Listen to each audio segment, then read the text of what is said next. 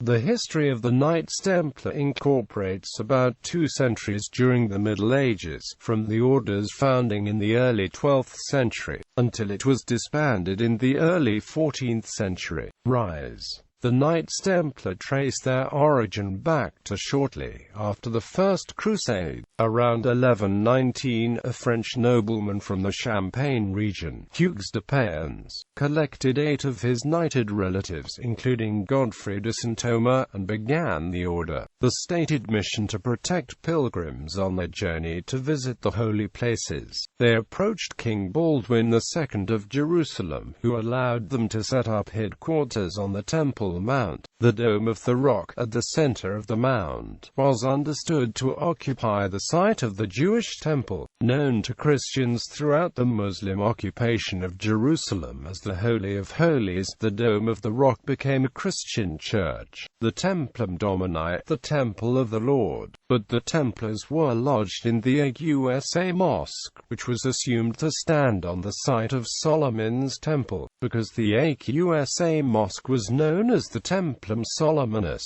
it was not long before the Knights had encompassed the association in the name. They became known as the Paupers Commilitones Christi Templic Solomonici, the poor fellow soldiers of Christ and of the Temple of Solomon, which was eventually shortened to Knights Templars. The original order consisted of Hugues de Payens and 8 knights, 2 of whom were brothers and all of whom were his relatives by either blood or marriage. Godfrey de Saint-Omer, Payne de Monteverdi, Archlombard de Street, Agnan André de Montbard, Geoffrey Bison, and 2 men recorded only by the names of Rossel and Gondimer. The 9th knight remains unknown, although some have speculated that it was Count Hugh of Champagne himself, despite the Count returning to France in 1116 and documentary evidence showing that he joined the Knights on his 3rd visit to the Holy Land in 1125.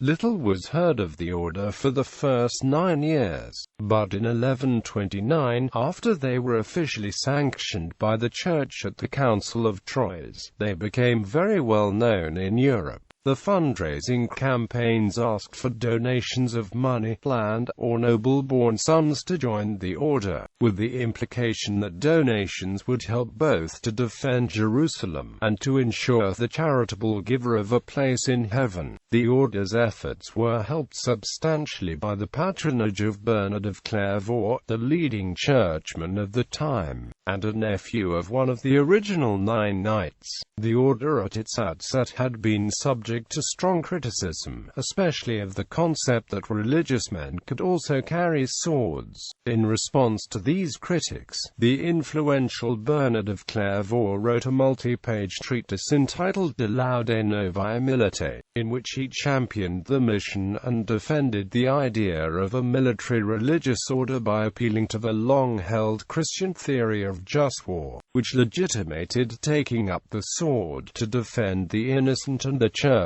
from violent attack. By so doing, Bernard legitimized the Templars, who became the first warrior monks of the Western world.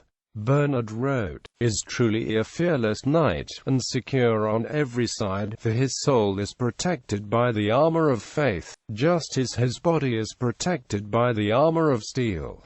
He is thus doubly armed, and need fear neither demons nor men." Shortly after its foundation in Jerusalem, and due to possible previous links of the founding knights with the Crusader Count Henry of Burgundy and with the House of Burgundy, and perhaps because of the family ties that Henry and his son Afonso had with Bernard of Clairvaux, the Knights Templar were already in the western edge of Europe, in the county of Portugal, at least since May 1122. The Templars settled the first, where the order received donations and bought lands during the successive years of 1122, 1123, 1125, and 1126, and 1127–28. Another possible reason for such exceptional early donations before the Council of Troyes may be the alleged links of one or two founding Knights of the Temple in Jerusalem, among the founding French Knights of Champagne, Languedoc or other regions, Burgundy and possibly Flanders, with the county of Portugal being of Portuguese origin, or Franco-Portuguese or Burgundian Portuguese origin. Claims sustained by chroniclers of the Templar order in Portugal, written in the 16th, 17th and 18th centuries, supposedly basing themselves on original medieval source material of the Order of Christ. Donations to the order were considerable. The King of Aragon, in the Iberian Peninsula, left large tracts of land to the order upon his death in the 1130s. New members to the order were also required to swear religious vows of obedience, chastity, poverty and piety, and hand over all of the goods to the monastic brotherhood. This could include land, horses and any other items of material wealth, including labor from serfs, and any interest in any businesses. In 1139, even more power was conferred upon the order by Pope Innocent II, who issued the papal bull, Omnia Datum Optimum. It stated that the Knights Templar could pass freely through any border, owed no taxes, and were subject to no one's authority except that of the Pope. It was a remarkable confirmation of the Templars and the mission, which may have been brought about by the order's patron, Bernard of Clairvaux, who had helped Pope Innocent in his own rise. The order grew rapidly throughout Western Europe, with chapters appearing in France, England, and Scotland, and then spreading to Spain and Portugal. Crusades and the Knights Templar. The Knights Templar were the elite fighting force of the day, highly trained, well-equipped and highly motivated. One of the tenets of the religious order was that they were forbidden from retreating in battle, unless outnumbered 3 to 1, and even then only by order of the commander, or if the Templar flag went down. Not all Knights Templar were warriors. The mission of most of the members was one of support, to acquire resources which could be used to fund and equip the small percentage of members who were fighting on the front lines. There were actually 3 classes within the orders. The highest class was the knight. When a candidate was sworn into the order, the initiation made the knight a monk. They wore white robes. The knights could hold no property and receive no private letters. He could not be married or betrothed and cannot have any vow in any other order. He could not have debt more than he could pay, and no infirmities. The Templar priest class was similar to the modern-day military chaplain. Wearing green robes, they conducted religious services, led prayers, and were assigned record-keeping and letter-writing. They always wore gloves, unless they were giving Holy Communion. The mounted men-at-arms represented the most common class, and they were called brothers. They were usually assigned 2 horses each and held many positions, including guard, steward, squire or other support vocations. As the main support staff, they wore black or brown robes and were partially garbed in chain mail or plate mail. The armor was not as complete as the knights.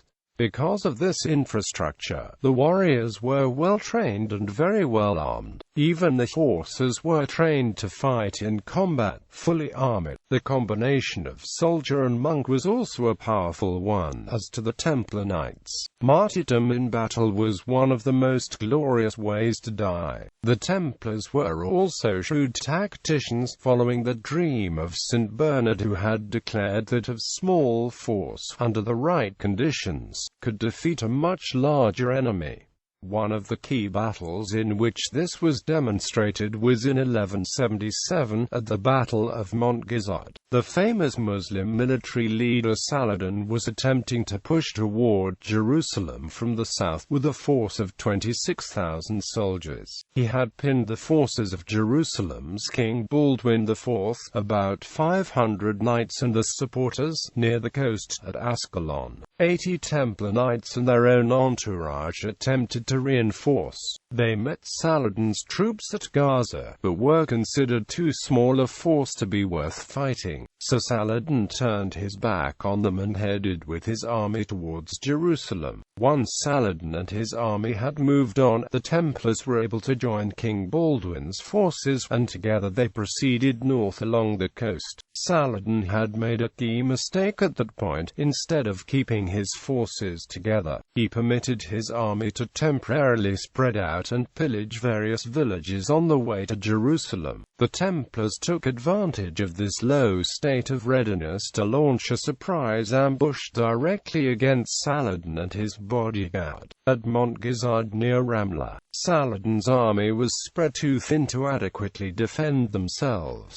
and he and his forces were forced to fight a losing battle as they retreated back to the south, ending up with only a tenth of their original number. The battle was not the final one with Saladin, but it brought a year of peace for the Kingdom of Jerusalem, and the victory became a heroic legend. Another key tactic of the Templars was that of the squadron charge. A small group of knights and the heavily armed war horses would gather into a tight unit which would gallop full speed at the enemy lines, with a determination and force of will that made it clear that they would rather commit suicide than fall back. This terrifying onslaught would frequently have the desired result of breaking a hole in the enemy lines, thereby giving the other Crusader forces an advantage. The Templars, though relatively small in number, routinely joined other armies in key battles. They would be the force that would ram through the enemy's front lines at the beginning of a battle, or the fighters that would protect the army from the rear.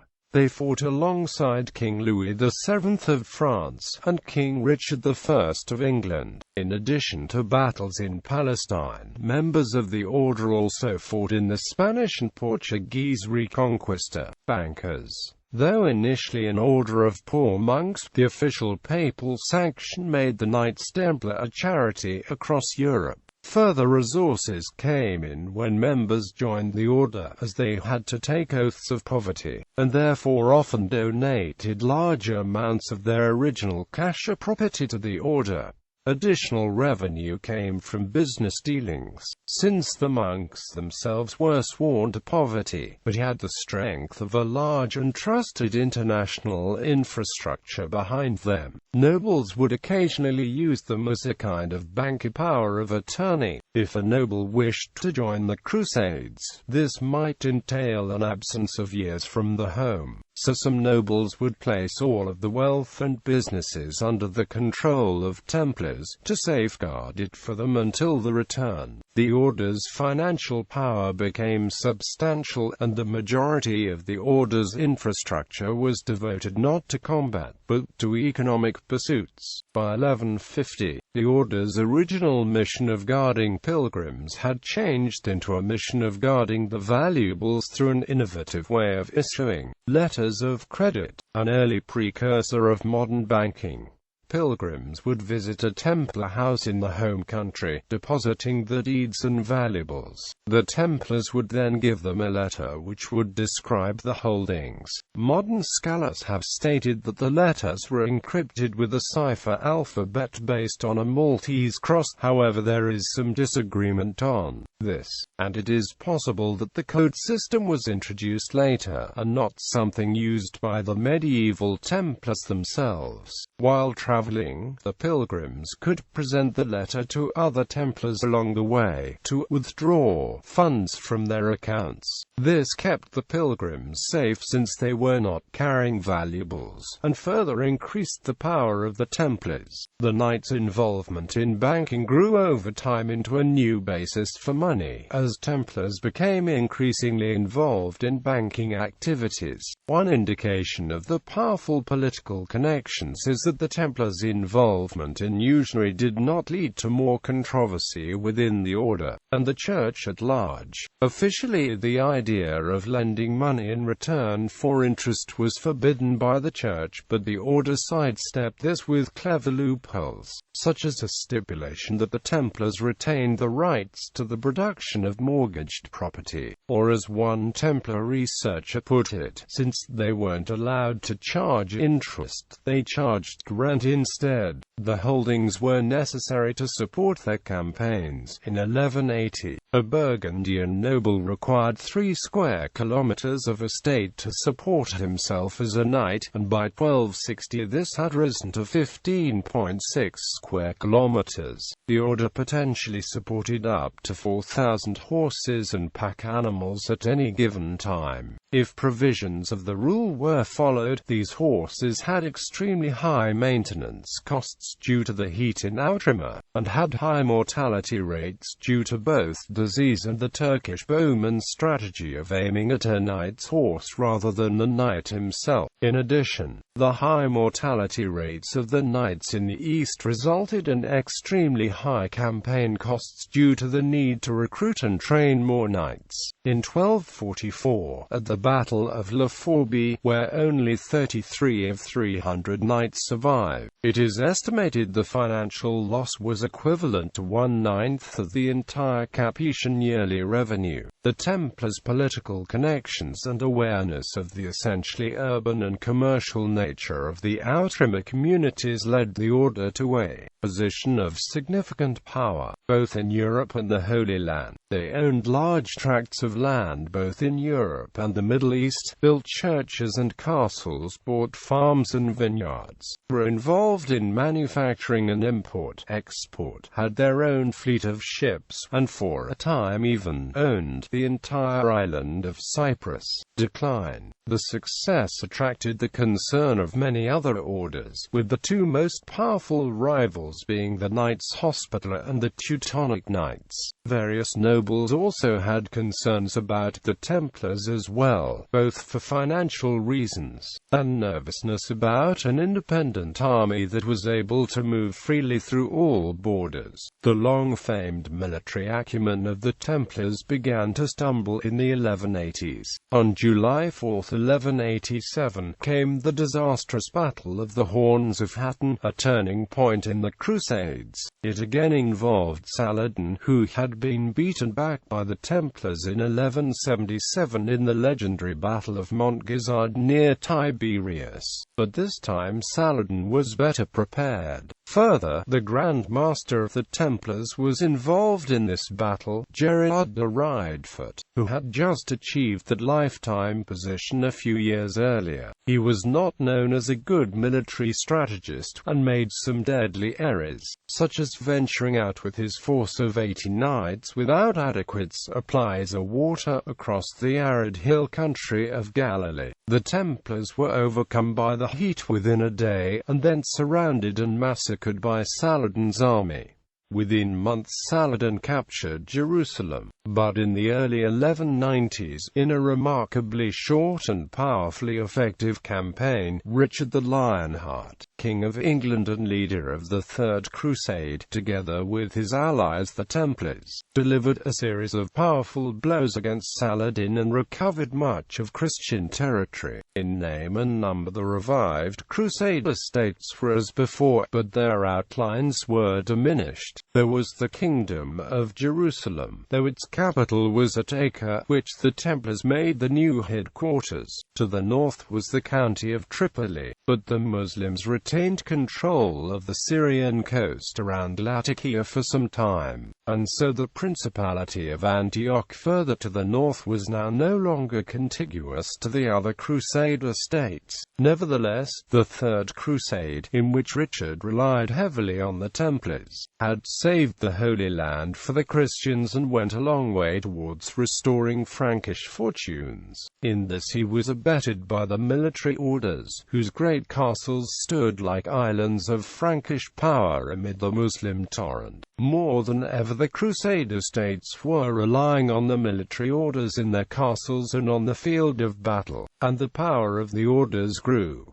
In fact, at no point in the history would the Templars be more powerful than in the century to come. But after the siege of Acre in 1291, the Templars were forced to relocate the headquarters to the island of Cyprus. Jacques de Molay, who was to be the last of the order's Grand Masters, took office around 1292.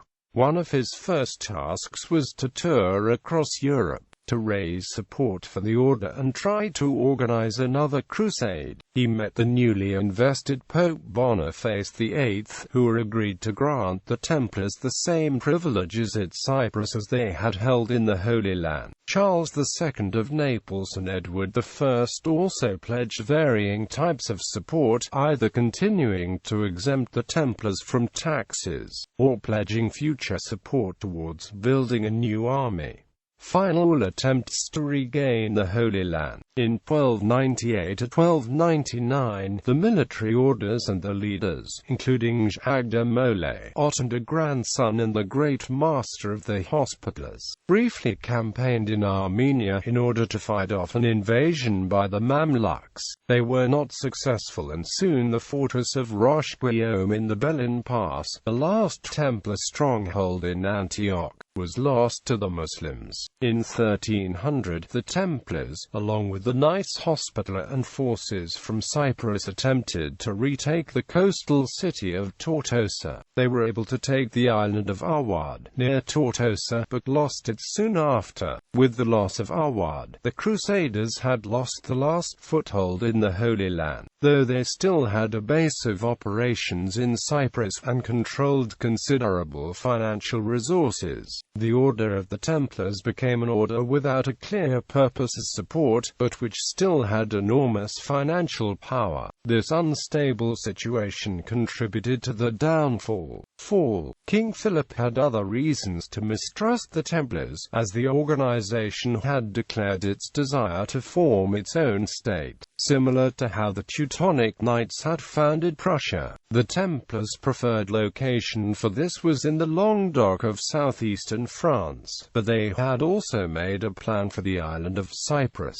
In 1306, the Templars had supported a coup on that island, which had forced King Henry II of Cyprus to abdicate his throne in favor of his brother, Amalric of Tyre. This probably made Philip particularly uneasy, since just a few years earlier he had inherited land in the region of Champagne, France, which was the Templars' headquarters. The Templars were already a state within a state, were institutionally wealthy, paid no taxes, and had a large standing army which by papal decree could move freely through all European borders. However, this army no longer had a presence in the Holy Land, leaving it with no battlefield. These factors, plus the fact that Philip had inherited an impoverished kingdom from his father and was already deeply in debt to the Templars, were probably what led to his actions. However, recent studies emphasize the political and religious motivations of the French king. It seems that, with the discovery and repression of the Templars' heresy, the Capetian monarchy claimed for itself the mystic foundations of the papal theocracy. The Temple case was the last step of a process of appropriating these foundations, which had begun with the Franco-papal rift at the time of Boniface VIII. Being the ultimate defender of the Catholic faith, the Capetian king was invested with a Christ-like function that put him above the Pope. What was at stake in the Templars' trial, then, was the establishment of a royal theocracy. At dawn on Friday, October 13, 1307, scores of French Templars were simultaneously arrested by agents of King Philip, later to be tortured in locations such as the Tower at Chinon, into admitting heresy and other sacrilegious offences in the order. Then they were put to death. There were 5 initial charges lodged against the Templars. The first was the renouncement and spitting on the cross during initiation into the order. The second was the stripping of the man to be initiated and the thrice kissing of that man by the preceptor on the navel, posteriors and the mouth. The third was telling the neophyte that unnatural lust was lawful and indulged in commonly. The fourth was that the cord worn by the neophyte day and night was consecrated by wrapping it around an idol in the form of a human head with a great beard, and that this idol was adored in all chapters. The fifth was that the priests of the order did not consecrate the host in celebrating Mass. On August 12, 1308, the charges would be increased and would become more outrageous. One specifically stated that the Templars worshipped idols, specifically made of a cat and a head, the latter having 3 faces. The lists of Articles 86 to 127 would add many other charges. The majority of these charges were identical to the charges that had been earlier issued against the inconvenient Pope Boniface VIII. Accusations of denying Christ, spitting and urinating on the cross, and devil worship. Of the 138 Templars questioned in Paris over the next few years, 105 of them confessed to denying Christ during the secret Templar initiations. 103 confessed to an obscene kiss being part of the ceremonies, and 123 said they spat on the cross. Throughout the trial there was never any physical evidence of wrongdoing, and no independent witnesses. The only proof was obtained through confessions induced by torture. The Templars reached out to the Pope for assistance, and Pope Clement did write letters to King Philip questioning the arrests, but took no further action. Despite the fact that the confessions had been produced under duress, they caused a scandal in Paris,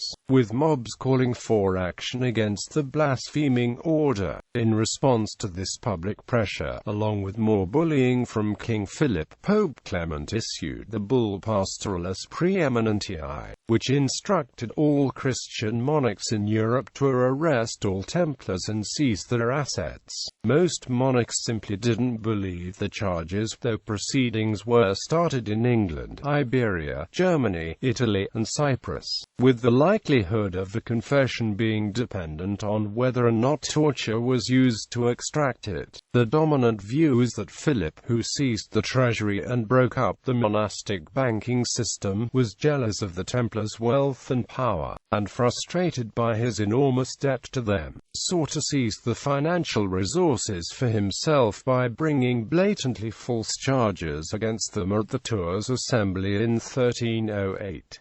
It is almost impossible to believe that, under the influence of his carefully chosen advisers, he actually believed the charges to be true. It is widely accepted that Philip had clearly made up the accusations, some nearly identical to those made against Boniface, and did not believe any of the Templars to have been party to such activities. It is a fact that he had invited Agda Mole to be a pallbearer at the funeral of the king's sister on the very day before the arrests. The arrests caused some shifts in the European economy, from a system of military fiat back to European money, removing this power from church orders. Seeing the fate of the Templars, the Hospitallers of St. John of Jerusalem and of Rhodes were also convinced to give up banking at this time.